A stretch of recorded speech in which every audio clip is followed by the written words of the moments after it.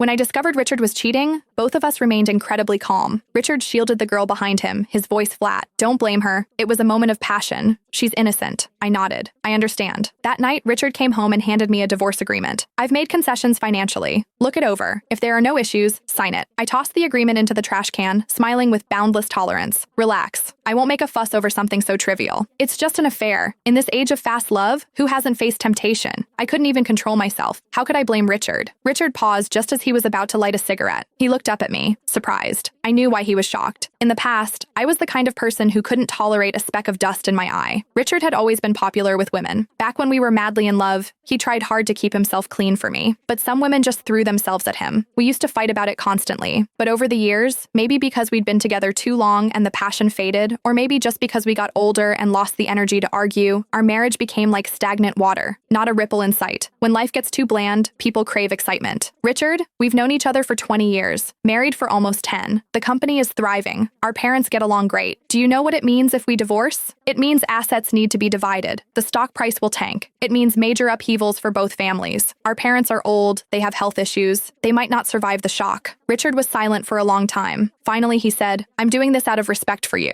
Your respect for me is finding a mistress and cuckolding me? Richard frowned, disapproving. She's not a mistress. I told you, I was shameless. She knew I had a family and kept rejecting me. I get it. You don't need to explain. Love is hard to control with reason. I laid it all out. You're just afraid I'll use my status as your wife to bully her, right? Don't worry. I, Sarah Vance, might have many flaws, but I am generous. Richard looked at me tentatively. You really don't mind? To say I don't mind at all would be a lie, but you two are true love. I sighed softly. True love is rare these days. I always respect and bless it. Richard wasn't swayed by my sweet talk, but he knew I was stating facts, so he said he'd reconsider the divorce. For several days, he came home on time. Occasionally, his phone would ring. He'd glance at me, then hang up. I said generously, was that her? Answer it. Don't make her sad. You can't give her a legitimate status, so don't let her suffer in other ways. Richard endured it for a moment, then got up and went into the study. The door closed tight, just like his heart, which hadn't been open to me for a long time. Actually, I understood him. People are very tolerant of those they love deeply, or don't love at all. They are only harsh toward those they once loved deeply, but no longer do. Richard probably detested me right now, detested me so much that breathing the same air in the living room felt unbearable. Yet, because he was afraid I'd hurt his lover, he had to come home every day and pretend with me. It must be hard for him. At night, as usual, I slept alone. I can't remember how long it's been since Richard and I had a normal married life. At first, I tried to seduce him, but he always used tired as an excuse. But men are creatures who can impregnate women at 80 and try to grope nurses while paralyzed in bed. I knew then that Richard wasn't tired. He had just been satisfied by another woman, but a 30-year-old woman has needs. I was in my prime. With no other choice, I found a clean man. Before sleeping, I received a message.